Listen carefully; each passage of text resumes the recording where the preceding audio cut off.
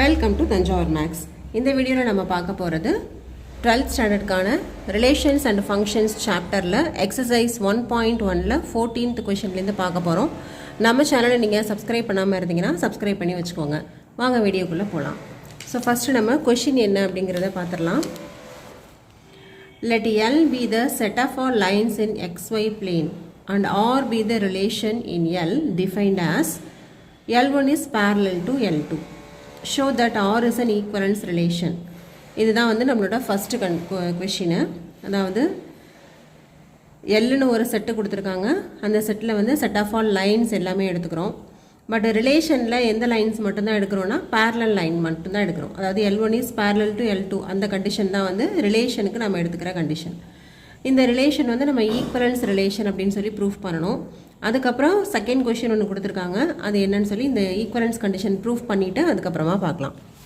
So first set வந்து இங்கே set of all lines, relation வந்து L1 is parallel to L2. இதான் நம்மளோட கண்டிஷன். நம்ம ஈக்குவலன்ஸ் கண்டிஷன் ப்ரூஃப் பண்ணணும்னா ஃபஸ்ட்டு வந்து ரிஃப்ளெக்சிவ் ப்ரூஃப் பண்ணுவோம். ஸோ ரிஃப்ளெக்சிவோட கண்டிஷன் என்னது? A, A belongs to R அப்படிங்கிறது தான் வந்து ரிஃப்ளெக்சிவோட கண்டிஷன். இப்போது L1 அப்படின்னு ஒரு லைன் எடுத்தோம் அப்படின்னு சொன்னால் இதுதான் வந்து L1 அப்படின்னு எடுத்துக்கிட்டோன்னா எந்த ஒரு லைனுமே அதே லைனுக்கு கண்டிப்பாக வந்து பேரலாக தான் இருக்கும். ஓகே, அப்போ L1 is parallel to L1 அப்படின்னு சொல்லிடலாம். இப்போ L1, L1 அப்படிங்கிற அந்த பேரலல் லைன்ஸ் வந்து ஆரில் இருக்கும். இதுதான் வந்து ரிஃப்ளெக்சிவ்க்கான கண்டிஷன். அப்போது இந்த ரிலேஷன் வந்து ரிஃப்ளெக்சிவ் கண்டிஷனை சாட்டிஸ்ஃபை பண்ணுது. செகண்ட் கண்டிஷன் வந்து என்னது? சிம்மட்ரிக்கு. சிம்மட்ரிக்கோட condition A, B belongs to R அப்படின்னு எடுத்துக்கிட்டு B, A belongs to R அப்படின்னு சொல்லி ப்ரூஃப் பண்ணணும்.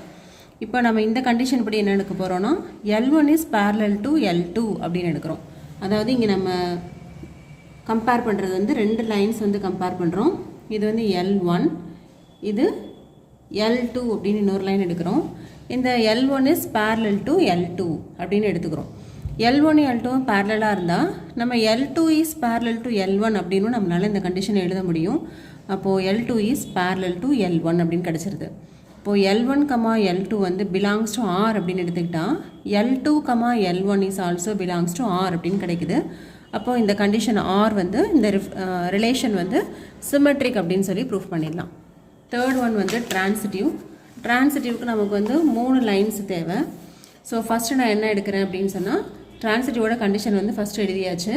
ஸோ இங்கே இந்த கொஷினுக்கு ரிலேட்டடாக என்ன எழுத போகிறோன்னா L1 is parallel to L2. L1 ஒரு லைன் எடுக்கிறோம். இது வந்து L2. L1 is parallel to L2 அப்படின்னு எடுத்துக்கிறோம். ரெண்டாவது condition L2 is parallel to L3. இப்போ L2 வந்து இதுதான் L3 அப்படின்னு ஒரு தேர்ட் லைன் சூஸ் பண்ணிக்கிறோம். இப்போ L2 is parallel to L3 அப்படின்னு கிடைக்குது. இப்போ இதை கம்பேர் பண்ணி பாருங்கள். L1 L2க்கு பேரலல், L2 வந்து L3க்கு பேரலல். அப்போ கண்டிப்பாக L1 வந்து L3 அதுக்கு வந்து பேரலாக இருக்கும். அப்போது L1 is parallel to L3 அப்படின்னு கிடச்சிருச்சுன்னா L1, L3யும் நமக்கு பிலாங்ஸ் டு R அப்படின்னு கிடைக்குது. இதுதான் நம்மளோட டிரான்சிட்டிவ்க்கான கண்டிஷன். அப்போ இந்த 3 கண்டிஷனும் வெரிஃபை ஆகிறதுனால இந்த ரிலேஷன் வந்து ஒரு ஈக்குவலன்ஸ் ரிலேஷன் அப்படின்னு சொல்லி ப்ரூஃப் பண்ணியாச்சு. இப்போ இந்த கொஷின்லேயே எக்ஸ்ட்ராவாக என்ன கேட்டிருக்காங்கன்னா find the set of all lines related to the line y equal to 2x + 4. இப்போ y ஈக்குவல் டு 2x + 4ங்கிறது ஒரு லைனோட ஈக்குவேஷன். இந்த லைனுக்கு ரிலேட்டடாக உள்ள லைன்ஸ் வந்து எது எது அப்படின்னு சொல்லி கேட்டிருக்காங்க. நமக்கு இங்கே வந்து ரிலேஷனோட கண்டிஷன் என்னென்னா பேரலல் கண்டிஷன் தான் இங்கே நமக்கு ரிலேஷனில் உள்ள கண்டிஷன். அப்போ இங்கே y ஈக்குவல் டு 2x + 4 அப்படிங்கிற லைனுக்கு எதெல்லாம் ரிலேட்டடாக இருக்குன்னா எந்த லைன்ஸ் எல்லாம் y ஈக்குவல் டு 2x + 4 அப்படிங்கிற லைனுக்கு பேரலாக இருக்கும் அந்த எல்லா லைன்ஸுமே இந்த லைனுக்கு வந்து ரிலேட்டடாக இருக்கும். ஸோ இது கிராஃபில் பார்த்தீங்கன்னு சொன்னால் இப்போ இது வந்து XY பிளேன்னு சொல்லியிருக்கோம். இதில் y ஈக்குவல் டு 2x + 4 இதான் வந்து நமக்கு கொடுத்துருக்குற லைனு. எப்போவுமே நம்ம எப்படி சொல்லுவோம் அப்படின்னா y ஈக்குவல் டு 2x + 4 அப்படிங்கிறதுல இந்த 2ங்கிறது தான் வந்து mோட வேல்யூ. ஏன்னு சொன்னால் ஜென்ரலாக நம்மளோட ஈக்குவேஷன் வந்து y equal to mx + c அப்படிங்கிறது தான் நம்மளோட ஜென்ரல் ஈக்குவேஷன் ஆஃப் லைன். இதில் mங்கிறது வந்து என்னென்னா ஸ்லோப்பு. அப்போ இங்கே ஸ்லோப் வந்து 2 அப்படின்னு கிடைக்குது. c அப்படிங்கிறது என்னென்னா y இன்டர்செப்ட். y இன்டர்செப்ட்டுங்கிறது என்னென்னா y ஆக்சிஸில் எந்த பாயிண்டில் கட் பண்ணுதோ அதுக்கு பேர் தான் வந்து நம்ம ஒய் இன்டர்செப்ட் அப்படின்னு சொல்லுவோம். அப்போ சியோட வேல்யூ வந்து இங்கே 4. அப்போ இங்கே அவங்க கொடுத்துருக்குற இந்த y ஈக்குவல் டு 2x + 4 அப்படிங்கிற லைனுக்கு ஸ்லோப் வந்து 2ன்னு கிடைக்குது, y இன்டர்செப்ட் வந்து 4ன்னு கிடைக்குது. இப்போது இந்த y ஈக்குவல் டு 2x + 4க்கு எந்த லைன்ஸ் எல்லாம் பேரலாக இருக்கோ அந்த எல்லா லைன்ஸுக்குமே நமக்கு வந்து ஸ்லோப் வந்து மாறாது. ஏன்னா பேரலல் லைன்ஸுக்கு நம்ம ஏற்கனவே ஸ்லோப் வந்து ஈக்குவல் அப்படின்னு பார்த்துருக்கோம். அப்போ நம்ம இங்கே எடுக்க போகிற எல்லா பேரலல் லைன்ஸுக்குமே ஸ்லோப் வந்து 2xன்னு தான் வரும். பட் இந்த ஒய் இன்டர்செப்ட் மட்டும்தான் டிஃபர் ஆகிக்கிட்டே இருக்கும். இப்போ எக்ஸாம்பிளுக்கு பார்த்தீங்கன்னா இப்போ 2x + 5 அப்படின்னு சொல்லி நான் ஒரு ஈக்குவேஷன் எடுத்திருக்கேன். அதோட ஒய் இன்டர்செப்ட் பார்த்தீங்கன்னா 5. இதுவே 2x + 6 அப்படின்னு சொல்லி இந்த ஈக்குவேஷனுக்கு, இந்த லைனோட ஈக்குவேஷனுக்கு 6 தான் இதோட ஒய் இன்டர்செப்ட். இது எல்லாமே வந்து பாசிட்டிவ் டைரக்ஷனில். இப்போ அதுவே வந்து நெகட்டிவ் ஒயில் பார்த்தீங்கன்னா ஒய் ஈக்குவல் டு 2x - 3. இதுவும் வந்து ஒரு equation of line with y intercept வந்து -3. அதே போல் -4. இதே மாதிரி நம்ம வந்து நிறைய பேரலல் லைன்ஸ் வந்து வரைஞ்சிட்டே இருக்கலாம்.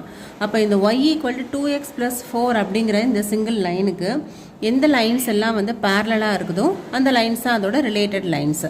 ஓகே, அப்போ இந்த எல்லா லைன்ஸுக்குமே காமனாக இருக்கிறது எதுன்னு பார்த்தீங்கன்னா இந்த ஸ்லோப், அதாவது 2xங்கிற ஸ்லோப் வந்து மாறவே மாறாது. அதோட y இன்டர்செப்ட் சியோட வேல்யூ மட்டும் தான் சேஞ்ச் ஆகிக்கிட்டே இருக்கும். அப்போ எப்படி எழுதலான்னு பார்த்தீங்கன்னா இந்த lines parallel to y equal to 2x + 4 are என்னென்ன லைன்ஸ் எல்லாம் அப்படின்னு பார்த்தா set of all lines of the form y equal to 2x + c. ஏன்னு சொன்னால் இந்த 2xங்கிறது இங்கே சேஞ்ச் ஆகாது. parallel லைன்ஸுக்கு எப்போதுமே வந்து ஸ்லோப் வந்து ஈக்குவலாக தான் இருக்கும். ஆனால் y இன்டர்செப்ட் மட்டும் தான் சேஞ்ச் ஆகிக்கிட்டே இருக்கும். அதனால இந்த +4க்கு பதிலாக +c அப்படின்னு சொல்லி போட்டாச்சு. அப்போது y equal to 2x + c அப்படிங்கிறது தான் இந்த y ஈக்குவல் டு 2x + 4 அப்படிங்கிற லைனுக்கு ரிலேட்டடாக உள்ள லைன்ஸ் எல்லாமே. ஓகே, இதோட வந்து 14th கொஷின் கம்ப்ளீட் ஆகிடுச்சு. 15th கொஷின் என்னென்னு பார்த்தீங்கன்னா let R be the relation in the set 1 2 3 4னு ஒரு செட்டு கொடுத்துருக்காங்க, ஒரு ரிலேஷன் கொடுத்துருக்காங்க. இது இந்த 4 சாய்ஸஸில் எது வந்து கரெக்ட் அப்படின்னு சொல்லி கேட்டிருக்காங்க. இது ஒரு சூஸ் த பெஸ்ட் ஆன்சர் தான். ஸோ நம்ம வந்து ஒன்று ஒன்றா செக் பண்ணி பார்க்கலாம். இப்போ ஃபஸ்ட்டு இதில் 1 1 2 2 3 3 4 4. ஸோ இது வந்து கண்டிஷன் கண்டிப்பாக ரிஃப்ளெக்சிவாக இருக்குது. நெக்ஸ்ட்டு வந்து சிமெட்ரிக்காக இருக்குதா அப்படின்னு செக் பண்ணி பார்க்கலாம். 1, 2 இருக்குது, பட் 2, 1 இல்லை. ஸோ ஒரு எலமெண்ட்டுக்கு இல்லைனாவே நம்ம என்னன்னு சொல்லிடலாம், நாட் சிமெட்ரிக் அப்படின்னு சொல்லிடலாம். ஓகே, ரிஃப்ளெக்சிவாக இருக்குது பட் சிமெட்ரிக்காக இல்லை. நெக்ஸ்ட்டு மூணாவது கண்டிஷன் வந்து ட்ரான்சிட்டிவ் செக் பண்ணணும். ட்ரான்சிட்டிவ்க்கு வந்து நான் இப்போது 1, 2வும் எடுத்தேன் அப்படின்னு சொன்னால் நெக்ஸ்ட்டு நான் என்ன எடுக்கணும், 2, சம் எலமெண்ட் தான் நான் வந்து சூஸ் பண்ணணும். ஸோ 1, 2 எடுக்கும் போது 2, அப்படின்னு சொல்லிட்டு இன்னொரு எலமெண்ட்டை என்னால் சூஸ் பண்ணவே முடியல. அப்போ நம்மளால் ரெண்டாவது எலமெண்ட்டை சூஸ் பண்ண முடியல அப்படின்னு சொன்னாலே நம்ம என்னன்னு பார்த்துருக்கோம், அந்த ரிலேஷன் வந்து ட்ரான்சிட்டிவ் தான் அப்படின்னு சொல்லி பார்த்துருக்கோம் இல்லையா. ஆனால் இந்த எலமெண்ட்டை நீங்கள் சூஸ் பண்ணும்போது இப்போது 1, 3யும் 3, 2வும் நம்ம எடுக்கும் போது 1, 3 அண்ட் 3, 2 எடுக்கும் போது நமக்கு வந்து 1, 2 அப்படிங்கிற அந்த எலமெண்ட் வந்து இந்த ரிலேஷனில் இருக்குது. ஸோ இப்படி பார்த்தோன்னா நமக்கு வந்து ட்ரான்சிட்டிவ் கண்டிஷன் வந்து வெரிஃபை ஆகுது. ஆனால் 1, 2 எடுக்கும்போது நம்மளால் செகண்ட் எலமெண்ட்டே நம்மளால் சூஸ் பண்ண முடியல. ஸோ இந்த கண்டிஷன்லேயே நமக்கு வந்து எப்படி தான் சொல்லியிருக்கோன்னா ட்ரான்சிட்டிவ் தான் அப்படின்னு சொல்லியிருக்கோம். அப்போது இந்த ரிலேஷனை பொறுத்த வரைக்கும் reflexive transitive but not symmetric அப்படிங்கிறது தான் கரெக்டு. ஸோ இது வந்து அந்த சாய்ஸில் இருக்கா அப்படின்னு சொல்லி பார்க்கலாம். இப்போ பி ஆப்ஷன் வந்து இருக்குது, R is reflexive and transitive but not symmetric. அப்போ இந்த ஆப்ஷன் பி தான் வந்து இந்த 15க்கு கரெக்டான ஆப்ஷன். நெக்ஸ்ட்டு நம்ம பார்க்க போகிறது 16th கொஷின். இதுவும் வந்து சூஸ் த பெஸ்ட் ஆன்சர் தான்.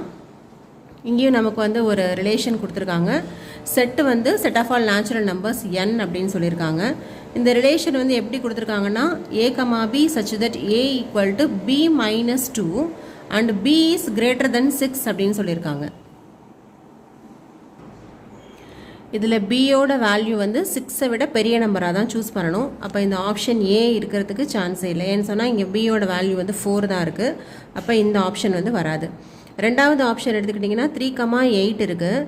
இதில் இதுதான் வந்து ஏ இதுதான் பின்னு சொல்லுவோம். இப்போ பியோட வேல்யூ வந்து கிரேட்டர் தென் 6ன்னு தான் இருக்குது. ஆனால் டிஃபரன்ஸ் வந்து நமக்கு என்ன வரணும், ஏ அண்டு பியோட டிஃபரன்ஸ் வந்து 2 தான் வரணும். ஓகேவா, அதாவது -2 வரணும் டிஃபரன்ஸு.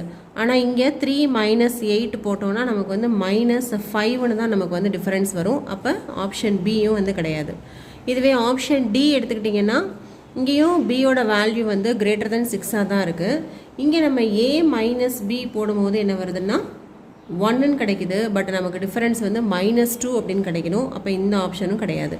அதுவே இந்த ஆப்ஷன் சியை செக் பண்ணி பார்த்தோன்னா 6 - 8ஓட வேல்யூ வந்து என்னது, -2. இங்கே நமக்கு கொடுத்துருக்கிற கண்டிஷனும் A comma B such that A equal to B -2ன்னு தான் சொல்லியிருக்காங்க. அப்போ டிஃபரன்ஸ் வந்து இந்த ஆப்ஷன் சிக்கு தான் வந்து கரெக்டாக வருது. அப்போ இந்த 16th கொஷனுக்கு ஆப்ஷன் சி தான் வந்து கரெக்டு. இதோட இந்த எக்ஸசைஸ் சம்ஸ் எல்லாமே முடிஞ்சிருச்சு. 1.1 ஃபுல்லாக முடிஞ்சிருச்சு. அடுத்தது நம்ம வந்து டைப்ஸ் ஆஃப் ஃபங்க்ஷன்ஸ் பார்க்கலாம். நம்மளோட சேனல் உங்களுக்கு பிடிச்சிருந்ததுன்னா லைக் பண்ணுங்கள், ஷேர் பண்ணுங்கள். தேங்க்யூ ஃபார் வாட்சிங்.